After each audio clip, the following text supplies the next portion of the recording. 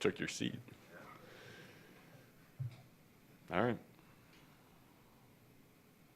Great. See you later. Just the lack of goal scoring, I guess. Is that something that's an anomaly, you think, with all the talent we have? Like, eventually, once they get one, they get it in bunches, and just getting that first one. Yeah, I hope so. It's we talked about the other day. Like I think there's a perception of this team that it's this high-scoring run and gun team. I think we've been playing a run and gun team, or playing as a run and gun team early in the season. It's something that we don't ever want to take away our guys' skill level. We don't want to ever take away their creativity. We won't do that. The one thing that we've asked them to do is get in their heads and try to forge an identity moving forward that we're going to play defense first. We're slowly getting there. But the perception of the team that we're this high-scoring team, we're not. If you look over the years, it's there in the stats as well. So, but with the personnel that we have, especially the guys that'll be on those top 6 forwards tonight, they can all score, they can all shoot, they can all make plays, and we look to them to create that, and that's part of their burden, but it's what they enjoy doing, and it's what they've done their whole careers, and we need them to step up and create that offense without giving up anything going the other way as well. The Calgary Flames are treating their these last 22 games with a different approach in terms of playoff mentality. They're breaking it up into 2-7 series segments just to, I guess, improve the intensity and to see what they have in players under that type of situation. Is there an approach or a slightly different approach that you may be taking with the Oilers in this last stretch drive heading into, I guess, the summer of the next season? Well, we're just continuing I fully respect that. I was asked the question, I don't know, last week about it. Are we going to do that? Are we going to pretend that we're in a playoff series? Well, I don't believe in pretend. This is not a playoff series tonight. It's a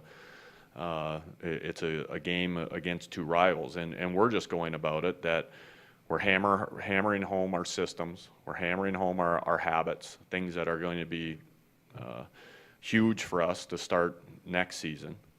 But we're going to try to win every game. That's your goal. I don't care how you want to break up the season.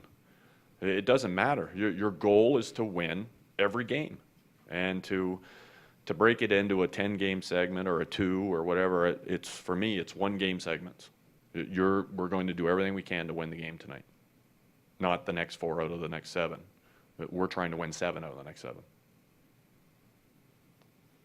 I know you said you respect that. In that sense, does breaking it up a little bit might help rejuvenate players, or if they look at it a different way, or not really? To go pretend to do something? I don't want to use the word pretend, but in terms of changing the outlook for my group, no. If Bob's group is maybe different, and that's fine. There's a million different ways to go about the business, and I'm certainly not going to critique another team. Like, you do what you think's necessary for your group. You see some of the habits changing? Did you think it was going to take this long to change some of the habits that you saw from this team before?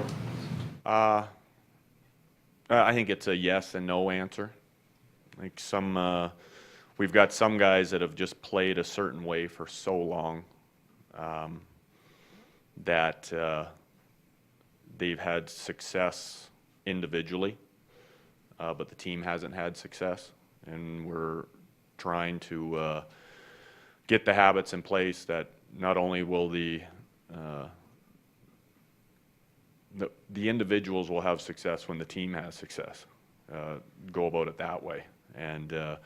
But yeah, we are seeing changes in habits, when you're changing habits, it's kind of the 2 steps forward, 1 step back, and Sometimes during the same game? yeah, sometimes during the same game, and sometimes it'll be a guy will give you an unbelievable 5-game sample and then fall off. But I think it has a lot to do with our experience level. I think when you have a real veteran team, the veteran guys, they kind of play at that same level every night. And when you have a more inexperienced team, it's up and down a little bit as they learn to be better pros. So, yeah, certainly a challenge, but I always, you know what, it's been very hard, but I think you want the challenge as a staff and as a coach. If they were all doing exactly what you said every night, I'm not sure it would be that much fun. You know what I mean.